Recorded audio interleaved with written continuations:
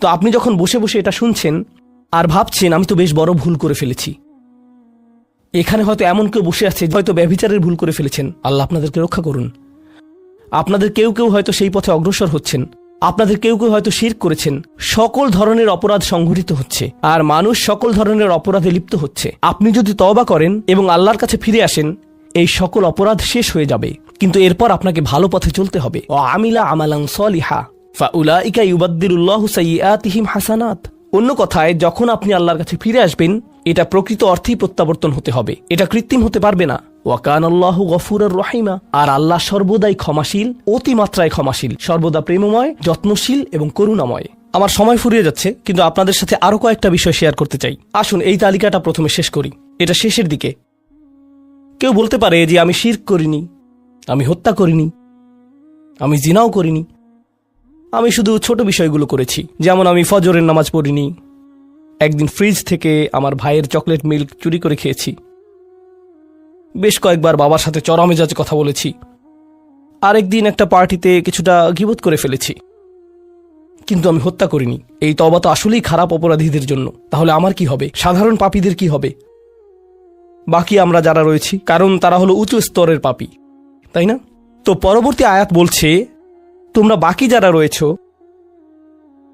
ওয়ামান তাবা, যেই তাওবা করেছে, যে কোনো ধরনের তাওবা, আমিলা সলিহান, সৎ কাজ করেছে, ফাইন্নাহু ইয়াতুবু ইলাল্লাহি মাতাবা, তো যখন সে আল্লাহর কাছে ফিরে আসে আন্তরিকভাবে, অনুতপ্ত হয়ে, আল্লাহ সেটাও স্বীকার করেন।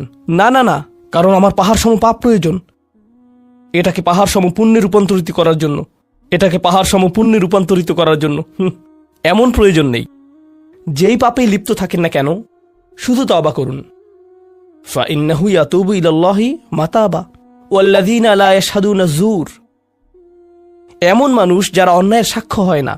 এর অর্থ হলো তারা সহ্য করে না যখন কোনো অন্যায় সংঘটিত হয়। এই মানুষগুলো আল্লাহর কাছে মর্যাদা সম্পন্ন, কারণ তাদের পরিসরে কেউ যখন মানসিকভাবে নির্যাতনের শিকার হয়, কেউ যখন অর্থনৈতিকভাবে নির্যাতনের শিকার হয়, তাদের পরিবারে ধরুন দুই ভাই মিলে কোনো ব্যবসা করে আর তাদের একজন সকল অর্থ আত্মসাৎ করে অন্যজনকে বঞ্চিত করে, যার ফলে আদালতে গিয়ে এখন একে অপরের বিরুদ্ধে অবতীর্ণ। সেখানে আপনার হয়তো কোনো এক পক্ষের সাথে সম্পর্ক রয়েছে, আপনি নিশ্চুপ দাঁড়িয়ে থেকে অন্যায় হতে দিবেন না। আপনি এটা হতে দিবেন না। যদি এটা আপনার নিজের বাবার বিরুদ্ধেও যায়, যদি এটা আপনার স্বামী স্ত্রী বা সন্তানদের বিরুদ্ধেও যায়, আপনি অলসভাবে দাঁড়িয়ে থেকে অন্যায়কে সহ্য করবেন না, আপনি প্রতিবাদ করবেন। কমপক্ষে এর নীরব অংশীদার হবেন না, আপনি সে স্থান ত্যাগ করবেন। এর সাথে আমার কোনো সম্পর্ক নেই, আমি এর অংশ হতে চাই না। লা ইয়াশহাদুনা যুর, এর আরেকটা অর্থ হলো তারা মিথ্যা সাক্ষ্য প্রদান করে না। কখনো আপনার উপর চাপ থাকে এমন মানুষের পক্ষ অবলম্বন করার জন্য যারা অন্যায়কারী। আপনি জানেন যে তারা অন্যায়কারী, কিন্তু তারা বলে পরিবার আগে ভাই, অথবা বন্ধুত্ব সবার আগে। আর আপনি যদি এটা করেন, যদি আপনার আনুগত্য ভুল স্থানে প্রদান করেন, এটা জেনে শুনে যে আপনি ভুল, তাহলে এটা লা ইয়াশহাদুনা যুর এর লঙ্ঘন। আয়াতটির দ্বিতীয় অংশ, ওয়া ইযা মাররু বিল্লাগwi মাররু কিরামা, এটাও অসাধারণ। এই আয়াতে আল্লাহর কাছে আপনাকে অসাধারণ বানিয়েছে কোনটি? আপনি একটা আসরে রয়েছেন, বন্ধুরা সবাই ঘুরে বেড়াচ্ছে, অথবা আপনি হয়তো কোনো হোয়াটসঅ্যাপ গ্রুপে আছেন। আজকাল যোগাযোগের বিভিন্ন মাধ্যম রয়েছে, আর এই সকল যোগাযোগের মাঝে মানুষ যুক্তিহীন কথা বলে থাকে, মানুষ একে অপরের বিরুদ্ধে গীবত করে, তারা একে অপরের প্রতি বিদ্রূপ করে, তারা একে অপরের সময় নষ্ট করে, আর আপনি এর সাথে কোনো সম্পর্ক রাখতে চান না। তো আপনি কি করবেন? আপনি আসরটি ত্যাগ করবেন। কিন্তু আপনি প্রথমে একটা লেকচার দিবেন না যে এগুলো সবই অর্থহীন, তোমরা নিজেদের সময় নষ্ট করছো, আস্তাগফিরুল্লাহ, আমি তোমাদেরকে আল্লাহর দিকে ডাকছি এবং তওবা করতে আহ্বান জানাচ্ছি, তোমরা এই ভিডিওটি দেখো, আমি এই আসর ত্যাগ করছি না। অথবা আপনি কোনো পার্টিতে রয়েছেন আর বললেন, আস্তাগফিরুল্লাহ, তোমরা সবাই গীবত করছো, আমি এখান থেকে চলে যাচ্ছি। ওয়া ইযা মাররু বিল্লাগwi মাররু কিরামা, যখন তারা এই ধরনের আসরের পাশ দিয়ে যায়, যখন তারা এই ধরনের পরিস্থিতির সম্মুখীন হয়, তারা সেখান থেকে বেরিয়ে আসে সম্মানজনক উপায়ে, মাররু কিরামা। অন্য কথায়, তারা তাদের নিজস্ব মর্যাদা রক্ষা করে, তারা এমন অবস্থায় পড়ে না যা অন্যদেরকে এবং তাদের নিজেদেরকে অপমানিত করে। আর এই প্রক্রিয়ায় তারা অন্য কাউকে খারাপ বোধও করায় না, তারা সম্মানজনক অজুহাত তৈরি করে এবং নিজেদেরকে সেই পরিস্থিতি থেকে বের করে আনে। ওয়া ইযা মাররু বিল্লাগwi মাররু কিরামা। আর সবশেষে, ওয়াল্লাযীনা ইযা যুক্কিরু বিআয়াতি রাব্বিহিম লাম ইয়াখিরু আলাইহা। আসলে এখনো শেষ হয়নি, আপনাদের ভালো বোধ করার জন্য বললাম। ওয়াল্লাযীনা ইযা যুকিরু বিআয়াতি রাব্বিহিম লাম ইয়াখিরু আলাইহা সুম্মান ওয়া উমিয়ানান। এটা জুমায় অংশগ্রহণকারীদের জন্য। যখন তাদেরকে স্মরণ করিয়ে দেয়া হয়, তারা অন্ধ এবং বধিরের মতো পড়ে থাকে না। অন্য কথায়, তারা সেগুলো উপেক্ষা করে না, তারা সেগুলোকে হালকাভাবে গ্রহণ করে না। তারা কিছু শোনার পর বলে না যে হ্যাঁ, এটা আমার সম্পর্কেই বলেছে, এটা ঠিকই আমার বিবেককে আঘাত করেছে, কিন্তু আমি ভুলে যাব যে এটা আমি শুনেছি। আমি ভান করব যে এটা আমার সম্পর্কে না এবং এটা নিয়ে চিন্তা করব না। তারা ইচ্ছাকৃত বধির না, আর তারা ইচ্ছাকৃতভাবে অন্ধও না। সেই স্মরণিকার প্রতি যা তাদেরকে প্রদান করা হয়েছে, এটা ছিল আপনার সম্পর্কে, এটা ছিল আপনার কার্যকলাপ সম্পর্কে, আপনার উদ্দেশ্য সম্পর্কে। আর এখন আপনি এটা আর নিতে পারছেন না, কারণ আপনি পরিবর্তিত হতে চান না। বাল ইউরিদুল ইনসানু লিয়াফজুরা আমামাহ। মানবজাতি শুধু তার সামনে যা রয়েছে তাতে নিমজ্জিত হয়ে যেতে চায়। প্রলোভনগুলো এতটাই মজবুত। আর কোরআন উলিন নুহা সম্পর্কে বলছে, তারা এমন মানুষ যারা নিজেদেরকে সংযত করতে পারে। আপনাকে স্মরণ করিয়ে দেয়া হচ্ছে নিজেকে সংযত করার জন্য, আর আপনি বলছেন আমি সংযত হতে চাই না, আমি এই অবস্থাতেই ভালো আছি। আমি ইতিমধ্যেই কাজটি করার দিন, তারিখ এবং স্থান নির্ধারণ করে ফেলেছি এবং টিকিটও করে ফেলেছি। এরপর এই খুতবাটি আমার মুড নষ্ট করে দিল। তো আমি এখন একটা বার্গার খাবো এবং খুতবায় যা শুনেছি তা নিয়ে চিন্তা করব না। তারপর সেখানে যাব যেখানে আমি যেতে চেয়েছিলাম। খুতবাটা বেশ দেরিতে শোনা হয়েছে। সেই মানুষেরা এমনটা করে না। যখন কোনো স্মরণিকা শ্রবণ করে, নিজেদের উপর এর প্রভাব পড়তে দেয়। তারা এটাকে পরিবর্তন ঘটানোর সুযোগ দেয়। এটাই তাদেরকে আল্লাহর কাছে বিশেষ মানুষে পরিণত করে।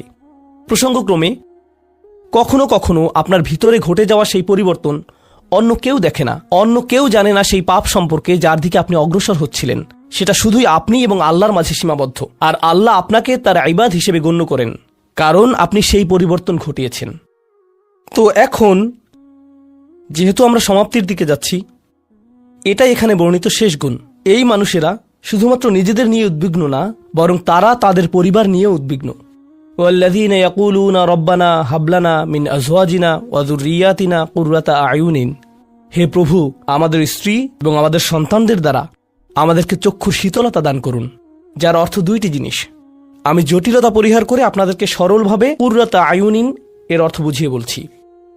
প্রথম অর্থ হলো, ইয়া আল্লাহ, অন্য সকল কিছু আমাকে পীড়িত করে, অন্য সকল কিছু আমাকে অসুবিধায় ফেলে, কিন্তু যখন আমি আমার স্ত্রীর কাছে আসি এবং আমার সন্তানদের কাছে আসি, ইয়া আল্লাহ, এই স্থানটিকে আমার জন্য প্রশান্তিদায়ক করে দিন।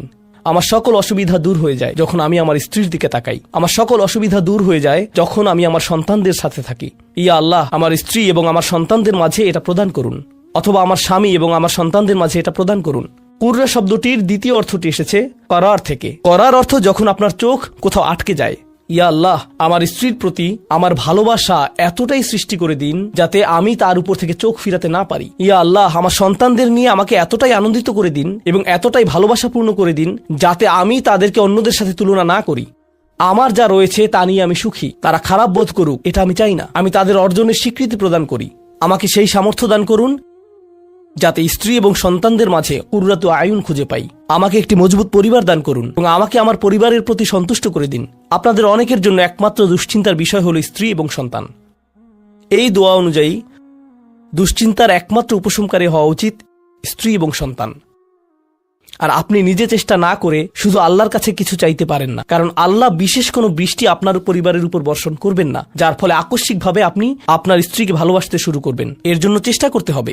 আপনার সন্তানদের সাথে সম্পর্ক উন্নয়নের জন্য আপনাকে চেষ্টা করতে হবে। এটা রাতারাতি ঘটবে না। এটা এমন জিনিস যাতে আপনাকে এবং আমাকে বিনিয়োগ করতে হবে। তো আল্লাহ আমাদেরকে সামর্থ্য দান করুন যাতে আমরা শুধুমাত্র মুখে এই দোয়া করে ক্ষান্ত না হই, বরং দোয়াটি যাতে বাস্তবায়িতও করতে পারি, কারণ আল্লাহ প্রচেষ্টার বিষয়ে জিজ্ঞেস করবেন। এমনকি সেই বিখ্যাত দোয়াটির শেষেও এটা এসেছে, রব্বানা আতিনা ফিদ দুনিয়া হাসানা ওয়া ফিল আখিরাতি হাসানা ওয়া কিনা আযাবান নার। বিখ্যাত একটি দোয়া, তাই না? আমাদেরকে এই জীবনের সর্বোচ্চটা দান করুন, পরের জীবনেরও সর্বোচ্চটা দান করুন, আমাদেরকে জাহান্নামের শাস্তি থেকে রক্ষা করুন। এরপরে আল্লাহ কি বলছেন?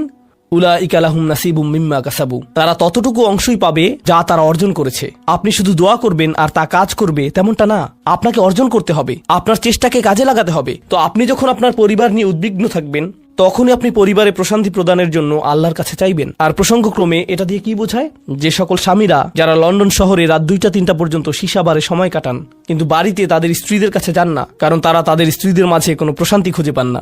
আর তাদের স্ত্রীরা তারাও তাদের স্বামীদের মাঝে কোনো প্রশান্তি খুঁজে পান না। যখন তারা বলবেন, না ভাই, আমাকে বাড়ি যেতে হবে, তখন তারা আল্লাহর কাছে বিশেষ মর্যাদা সম্পন্ন হয়ে উঠবেন। যখন তারা সন্তানদের সাথে সময় ব্যয় করবেন, সন্তানদের থেকে তাদের চোখ সরে যায় না। আর যেহেতু আপনার চোখ তাদের থেকে সরছে না, এর অর্থ আপনি আসলে তাদের সাথে রয়েছেন। এর অর্থ আপনি আসলে সন্তানদের সাথে সময় ব্যয় করছেন এবং সেটা উপভোগ করছেন। এই বিষয়টি আপনাকে আল্লাহর কাছে বিশেষ মর্যাদা সম্পন্ন করে তুলেছে। তাদের জন্যই উলাইকা ইউজজাউনাল গুরফাতা বিমা সাবারু। আর আমাদেরকে মুত্তাকিনদের নেতা হিসেবে কবুল করুন, সৎকর্মশীলদের নেতা হিসেবে কবুল করুন। আমাদের সন্তানদেরকে ভালো সৎকর্মশীল জীবন দান করুন, যার ফলে যখন আমি আপনার সম্মুখে দাঁড়াবো, ইয়া আল্লাহ, আমার পরিবারের সদস্যদের কাজের কারণে আমার সৎকর্মের পরিমাণ শুধু বৃদ্ধিই পাবে।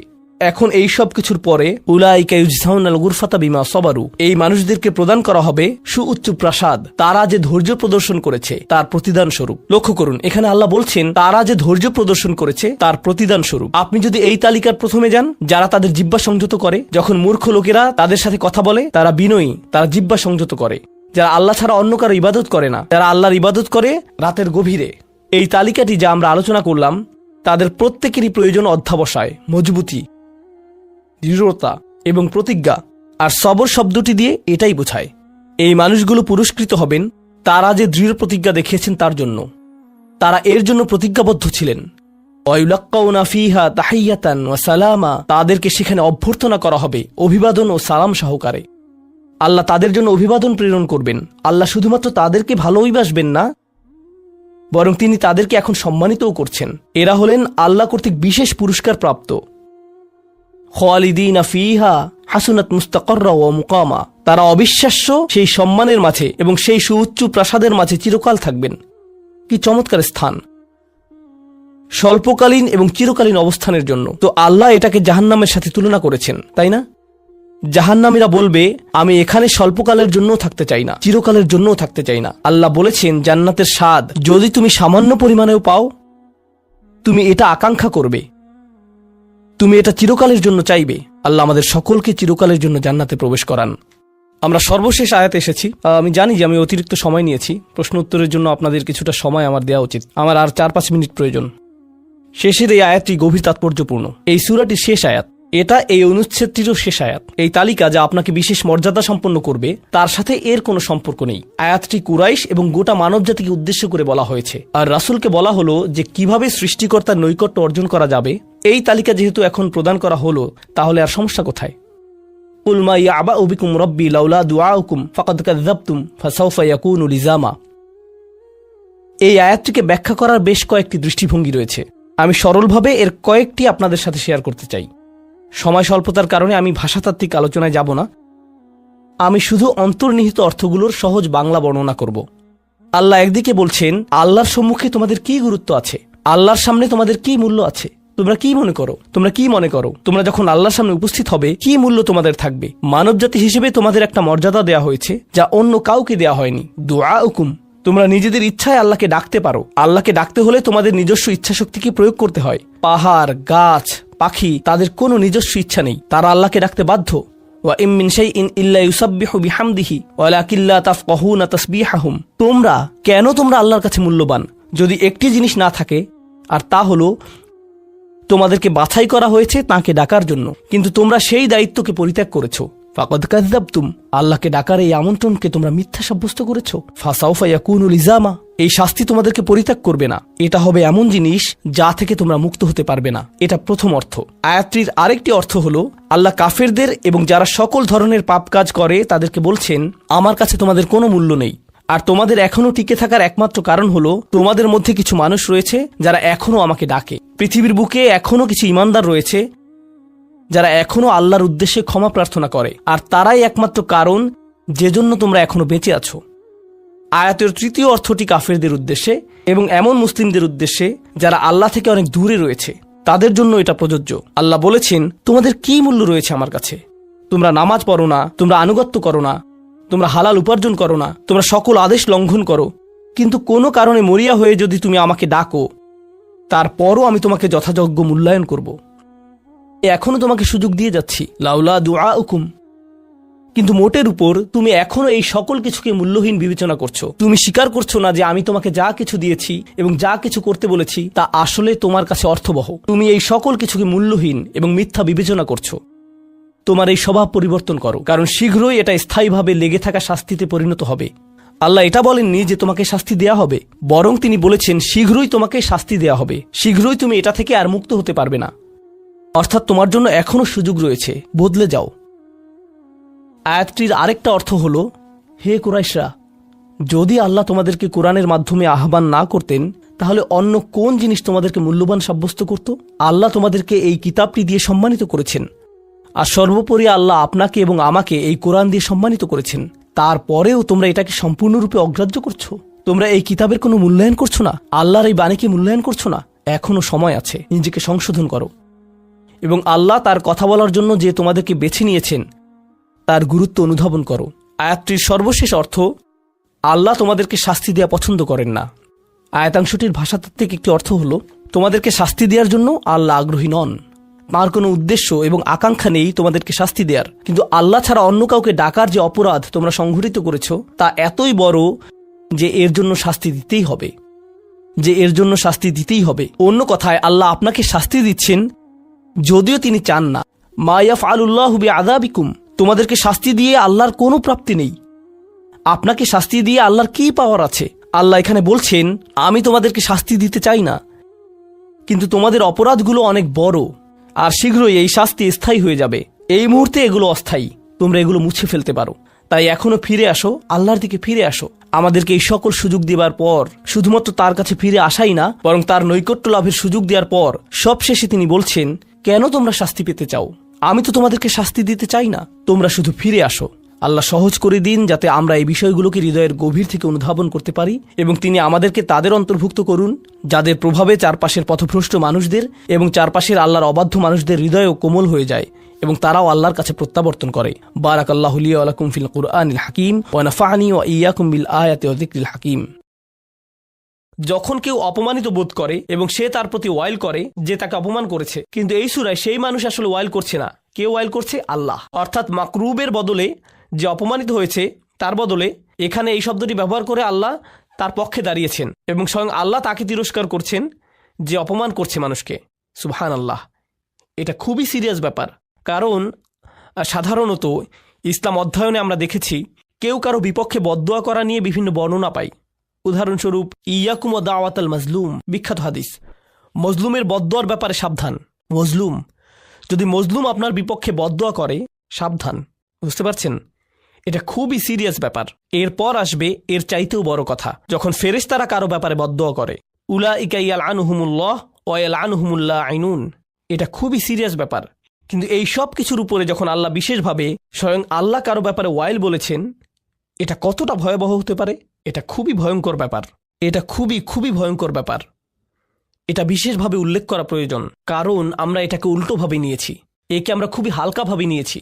এরপরে যে বিষয়টি বলবো, এখান থেকে আরবিতে কিছু পয়েন্ট আছে, আমি সেগুলো পড়ছি।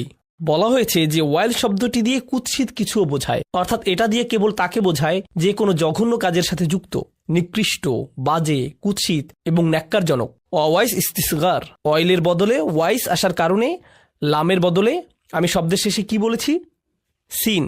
এটা দিয়ে বোঝায় সমাজে কাউকে ছোট করে দেখা, অর্থাৎ কাউকে হীনমন্যতায় ভোগানো। ওয়াইস দিয়ে এটাই বোঝায়। যাই হোক, ফানাব্বাহা বিহাদা আলা কবহি হাদাল ফিল, এই কাজটি কতটা নিকৃষ্ট তা সম্পর্কে আল্লাহ জানিয়ে দিলেন। মূলত তিনি সতর্ক করলেন। ওয়াখতালাফু ফিল ওয়াইর আল্লাযী ফি হাযিহি সূরা, এই সূরাতে যে সতর্কতা দেয়া হয়েছে তা নিয়ে মুফাসসিরগণ ভিন্ন মত পোষণ করেছেন। হাল ইয়াতানাওয়ালু কুল্লা মান ইয়াতামাসসাক বিহাযিহি তারিকাতি ফিল আফআলি রাদিআ, যারা এমন আচরণ করে প্রত্যেকের জন্য এটা প্রযোজ্য, এই জঘন্য কাজ।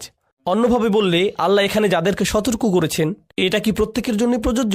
আও নাকি হুয়া মাকসুম বি আকওয়াবিন মুআয়্যিনিন, এটা কি প্রত্যেকের জন্য প্রযোজ্য, নাকি এটা নবীজি সাল্লাল্লাহু আলাইহি সাল্লামের সময়ে বিশেষভাবে নির্দিষ্ট কিছু মানুষের কথা বলা হচ্ছে? আম্মাল মুহাক্কিকুন, গবেষকদের মতে, ফাকালু, তারা বলেন, ইন্নাহু আমুন, এটা সবার জন্য, লিকুল্লি মা ইয়াফআলু হাদাল ফিল, যারা এমন করবে এটা সবার জন্যই প্রযোজ্য। কাইনান মান কান, সে যেই হোক, ক্বালা মাকাতিল, এটা যে কেউ হতে পারে।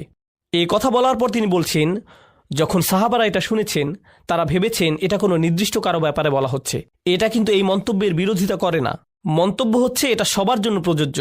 কিন্তু সাহাবারা যদি মনে করেন এটা অমুকের ব্যাপারে বলা হয়েছে, এই আয়াতটি তমুকের ব্যাপারে নাজিল করা হয়েছে, তারা মনে করছেন না যে এটা শুধুমাত্র সেই লোকের ব্যাপারে বলা হয়েছে। মূলত সাহাবারা আমাদের শেখাচ্ছেন যে আপনার যদি সুনির্দিষ্ট উদাহরণ লাগে, এই যে একটি উদাহরণ, নাজালাত ফিল ওয়ালিদ ইবনে মুগিরা, ওয়ালিদ ইবনে মুগিরার ব্যাপারে এখানে বলা হচ্ছে। নাজালাত ফিল আখনাস ইবনে শুরাইক, আখনাস বিন শুরাইকের ব্যাপারে এখানে বলা হচ্ছে। কানা ইয়ালমিজুন নাস, সে মানুষের উপর দোষারোপ করত এবং মানুষকে তিরস্কার করত। ওয়ায়াগতাবুহুম, সে মানুষের নামে গীবত করত, মানুষের পেছনে সমালোচনা করে বেড়াতো, বিশেষভাবে রাসূল সাল্লাল্লাহু আলাইহি সাল্লামের নামে। তো দ্বিতীয় সমস্যাটি, আসলে আমরা এটা আগেও পড়েছি, ওয়াহিয়াল মাসখারা, এটাই হচ্ছে দ্বিতীয় বিষয়। ওয়াহিয়াল মাসখারা আল্লাতি তাআতি বিল ওয়াবিদ ওয়াল আদহিক ফাআদহিকু মিনহুম ওয়াল ইয়াস্তিন, যেটা ছিল বেদুইনদের স্বভাব, যারা ভার হিসেবে পরিচিত ছিল। তারা সব কিছু নিয়েই ঠাট্টা করত। এখন ভার বলতে মঞ্চের স্ট্যান্ড আপ কমেডিয়ান হতে পারে, আবার এমন মানুষও বোঝানো হতে পারে যারা সব সময় ঠাট্টা করতে থাকে, সব কিছু নিয়েই মজা করে। এটা মাঝে মধ্যে করা যেতেই পারে, কিন্তু আবার মাঝে মধ্যে সমস্যার সৃষ্টি করে। এখানে বলে রাখি, আমরা এমন একটি কালচারে বাস করি, কমেডি কালচার। আমাদের আনন্দের বড় জায়গা জুড়ে আছে কমেডি, স্ট্যান্ড আপ কমেডি জাতীয় বিষয়। আপনি যদি কমেডিগুলো ভালোভাবে দেখেন, এখানে কিছু বিষয় স্পষ্ট দেখা যায়। প্রথমত নির্লজ্জতা, বেহায়াপনা এবং নির্লজ্জতা। দ্বিতীয়ত অন্যদের নিয়ে মজা করা, তাদের বাচনভঙ্গি, তাদের জাতীয়তা, তাদের জাতি নিয়ে মজা করা। আর আল্লাহ আযজা ওয়া জাল্লা এখানে এর পুরো বিপরীত কথা বলেছেন, নির্দিষ্টভাবে বললে বিশ্বাসীদের জন্য। লা ইয়াসখার কওমুম মিন কওমিন, কোন সম্প্রদায় যেন অপর সম্প্রদায়কে বিদ্রুপ না করে। কিন্তু এটাই হচ্ছে কমেডি। কিন্তু আমরা মনে করি, আরে এটা তো কেবল কমেডি, ওরা তো শুধু মজা করছে। কিন্তু মুফাসসিরগণ এই বিষয়টি এখানে বর্ণনা করেছেন।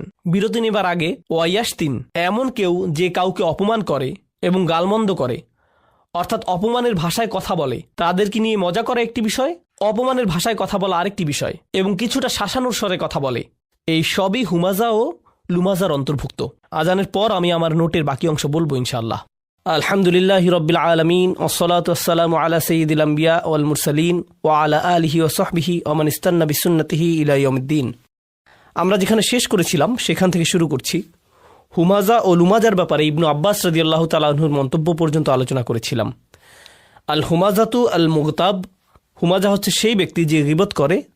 আল লুমাজা আল আইয়াব, লুমাজা হচ্ছে সেই ব্যক্তি যে মানুষের দোষ ত্রুটি খুঁজে বেড়ায়। সানিহা ক্বালু আবু যাইদ, দ্বিতীয়ত আবু যাইদ বলেন, আল হুমাজা বিল ইয়াদ, হুমাজা হচ্ছে সেই ব্যক্তি যে হাত দিয়ে মানুষকে ক্ষতি করে। আল লুমাজা বিল লিসান, আর লুমাজা হচ্ছে সেই ব্যক্তি যে কি দিয়ে ক্ষতি করে? মুখ দিয়ে। তাহলে এখানে মতের ভিন্নতা রয়েছে, এর বিভিন্ন ব্যাখ্যা রয়েছে। ক্বালু আবুল আলিয়া আল হুমাজা বিল মাওয়াজিহা আল লুমাজা বিদ্দহরিল গাইব, হুমাজা সামনাসামনি হয় আর লুমাজা ব্যক্তির পেছনে হয়। আল হুমাজা জাহরান আল লুমাজা সিররান বিল হাজিব, অর্থাৎ হুমাজা হয় প্রকাশ্যে আর লুমাজা হয় গোপনভাবে, যখন মানুষ তার সামনে থাকে না। পঞ্চমত, ওয়াখামিসুহা আল হুমাজা ওয়াল লুমাজা আল্লাযী ইয়ারকাবুন নাস বিমা ইয়াকরাহুনা ওয়া কানা আল ওয়ালিদ আল মুগীরা ইয়াফআল যালিক, অর্থাৎ হুমাজা ও লুমাজা বলতে তাদেরকে বোঝায় যারা মানুষকে এমন শব্দ বা বিশেষণে ডাকে যা তারা পছন্দ করে না। ওয়ালিদ ইবনে মুগীরা এই কাজের জন্য পরিচিত ছিল, সে এটা সব সময় করত। হাসান বলেন, আল হুমাজা আল্লাযী ইয়াহমিজু জালিসাহু ইয়াখসিরু আলাইহি আইনাহু আল লুমাজা আল্লাযী ইয়াযকুরু আখুহু বিসসুই ওয়াইবুহু। তিনি বলেন, হুমাজা হচ্ছে সেই ব্যক্তি যে এমন একজন ব্যক্তিকে নিয়ে মজা করে এবং দোষ খুঁজে বের করে যে তার পাশে আছে, মানে তার বন্ধু বান্ধবের মধ্যে, এবং সে অনবরত তার উদ্দীপনা নষ্ট করার চেষ্টা করে এবং অপমান করার চেষ্টায় থাকে। এমনকি সে তার দিকে যেভাবে তাকায়, ইয়াখসিরু আলাইহি আইনাহু, এটা দিয়ে বোঝা যায় যে সে তার দিকে বরত্ব নিয়ে তাকায়। তাই এমনকি মুখের অভিব্যক্তিও হুমাজা শব্দে উঠে এসেছে। আপনি কারো দিকে নিচু করার দৃষ্টিতে তাকাতে পারেন। এমনকি আরও এখানে পরিষ্কারভাবে বলা হয়েছে, এখানে কিছু সাহাবা বা তাবিগণ বলেছেন এখানে ওয়ালিদ ইবনে মুগীরার কথা বলা হচ্ছে। আল্লাহ তাআলা তার মুখের অভিব্যক্তি তুলে ধরেছেন, সুম্মা নাজর সুম্মা আবাসা ওয়াবাসর সুম্মা আদবারা ওয়াস্তাকবার। তার এই পুরো অভিব্যক্তি এখানে হুমাজা হিসেবে বর্ণিত হয়েছে। সে রাসূল সাল্লাল্লাহু আলাইহি সাল্লামকে দেখিয়ে তার লোকদের বলতো, যখন কোরআন পাঠ করা হতো সে বলতো, এটা ভালোভাবে যাচাই করে দেখো তো, পরীক্ষা করে বলো যে এটা আসলেই কোনো ওহী কিনা, কারণ তুমি তো আমাদের মধ্যে সেরা কবি, তাই যাও এটা ভালোভাবে শুনে তোমার মতামত জানাও, তোমার সুচিন্তিত মতামত জানাও। তারা তাকে পাঠালো। সে যে কাজে এসেছে সেটা তার জন্য একটা বড় কাজ, কিন্তু সে সেটা প্রকাশ করতে পারছে না। প্রকাশ করাটা তার সম্মানে বাধে। তাই সে রাসূলের দিকে তাকালো কিছুটা অহংকারী চেহারায়। সত্যি এটাই সেটা। সে তার দিকে এমনভাবে তাকালো যেন এই সামান্য জিনিস এটাই সেই ওহী। তারপর সে বলল, আচ্ছা একটু ভেবে বলি। সুম্মা আবাসা, সে কিছুটা ভ্রু কুচকে তাকালো, তার কপালে ভাঁজ দেখা গেল। আবাসা, আচ্ছা এটাই তাহলে সেই সত্যিকারের ওহী। অবাসর, সে অন্যদিকে তাকালো। সুম্মা আদবারা, সে ফিরে তাকালো। ওয়াস্তাকবার, অহংকার প্রকাশ করলো। এটা শুধুই জাদু। ইন হাযা ইল্লা সিহরুন ইউসার, আসলে এটাই আমার চিন্তিত মতামত। কিন্তু তার মত দেওয়ার আগে সে পুরো একটা নাটকীয় ভাবসাব দেখিয়েছে, কারণ সে জানে তার আশেপাশের মানুষেরা এটা দেখছে। আর এসব কিছুর কারণ হলো তাকে মানসিকভাবে বিপর্যস্ত করা। এরকম হয় না যে কখনো কেউ আপনার সাথে কথা বলছে আর আপনি মুখের কিছু অভিব্যক্তি করলেন আর সে বলল, কি হয়েছে, আপনি এভাবে তাকাচ্ছেন কেন, তাই না? আপনি কারো দিকে তাকানোর মাধ্যমে তার চিন্তা জগতে প্রভাব রাখতে পারবেন। এটা করা যায় যখন কেউ আপনার সাথে কথা বলে। এটা হচ্ছে তার জন্য এক ধরনের মানসিক আক্রমণ। এখানে এই বিষয়টি বর্ণনা করা হয়েছে। ওয়ালিদ ইবনে মুগিরার নামটি তার এই স্বভাবের জন্যই বিখ্যাত, লাআনাহুল্লাহ। আন আবিল জাওজা, আবু জাওজা বলেন, ক্বালা কুলতু ইবনে আব্বাস, তিনি বলেন আমি ইবনে আব্বাস রাদিয়াল্লাহু আনহুকে বললাম, ওয়াইলুল লিকুল্লি হুমাযাতিল লুমাযা, আমি আয়াতটি পড়লাম, মান হাউলাই আল্লাযীনা ইয়াজুমুহুমুল্লাহু বিল ওয়াইল, এই সকল লোকেরা কারা যাদেরকে স্বয়ং আল্লাহ তাআলা ওয়াইল হিসেবে তিরস্কার করেছেন? হুমুল মাশরাউনা বিল নামিমা, ইবনে আব্বাস বলেন যারা মানুষকে খারাপ ভাষায় বাজে কথা ছড়িয়ে বেড়ায়, এখানে সেখানে বলে বেড়ায়। আল মুফাররিকুনা বাইনাল আহিব্বা, এই লোকেরা মানুষের মধ্যে সম্পর্ক নষ্ট করে বেড়ায়। আন নাঈতুনা লিন্নাসি বিল আইব, যারা প্রতিনিয়ত মানুষের নামে দোষ বলে বেড়ায়। তারা যেভাবে মানুষকে ডাকে, যেভাবে মানুষের ব্যাপারে কথা বলে, ও তুমি তো ওই বেটে লোকটার সাথে কথা বলছো, ও হাহা, আর বলে না, তারা যে শব্দ ব্যবহার করে তা সব সময় মানুষকে নিচু করার জন্য। ও তুমি ওই বিরক্তিকর মানুষটার কথা বলছো, বুঝতে পারছি, আমি তাকে চিনি। এভাবে সে মানুষদের নিয়ে কথা বলে। নাঈতুনা বিল আইব, সব সময় মানুষের নামে দোষ বলে বেড়ানো। এরপর ইবনে আব্বাস রাদিয়াল্লাহু তাআলা আনহুর আরেকটি বর্ণনা আমরা দেখতে পাই, ওয়া ইয়ালাম আন্না জামিআ হাযিহিল উজুহ মুতাকারিবা, এটা রাজির মন্তব্য। জেনে রাখুন এখানে যে সকল মন্তব্য, যে সকল ভিন্ন বর্ণনা এসেছে সবগুলোই একে অপরের সাথে সম্পর্কিত। রাজিআতুন ইলা আসলিন ওয়াহিদ, এগুলো প্রত্যেকটি একটি বিষয়ের প্রতি ইঙ্গিত করে। ওয়া হুয়া তাআন, আর তা হলো মানুষকে নিচু করে কথা বলা। ওয়া ইযহারাল আইব, এবং কারো দোষ ত্রুটি বর্ণনা করা। সুম্মা হাযা আলা কাসামাইন, এরপর জেনে রাখুন এগুলো দুইটি ভাবে হয়ে থাকে। ফাইন্নাহু ইম্মা আন ইয়াকুনা বিল জাদ্দি, এটা কারো প্রচেষ্টায় হতে পারে, অর্থাৎ কেউ হয়তো সত্যিকার ভাবে এটা নিয়ে চিন্তা ভাবনা করে, কাজ করছে। কামা ইয়াকুনু ইনদাল হাসাদ ওয়াল হাকাদ, এটা হাসাদ বা হিংসার কারণে হয়ে থাকে, হিংসার কারণে মানুষের ক্ষতি করে থাকে, এবং সেই সাথে হাকাদ অর্থাৎ বিদ্বেষ। ওয়া ইম্মা আইয়াকুনা বিল হাজল, আবার এটা খেলাচ্ছলেও হতে পারে, অর্থাৎ কারো হয়তো সত্যিকার ভাবে হাম্মাজ বা লাম্মাজ মানে হুমাজা বা লুমাজা হওয়ার নিয়ত নেই, কিন্তু তারা এটা করে শুধু মজা করে, দুষ্টামি করে, হাসতে হাসতে। কামা ইয়াকুনু ইনদা সুখরিয়া ওয়াল ইদহাক, এটা কারোর সাথে মজা বা দুষ্টামি করে হতে পারে। ইম্মা ইয়াকুনা ফি আমরিন ইয়াতাআল্লাক বিদ্দীন, তিনি এটিকে অন্যভাবে দেখেছেন, এটা ধর্মের যে কোনো ব্যাপারেও হতে পারে। অর্থাৎ আপনি হয়তো কারো ধর্মীয় আচরণ, ধর্মীয় পোশাক, ধর্মীয় জ্ঞান ইত্যাদি নিয়ে মজা করছেন,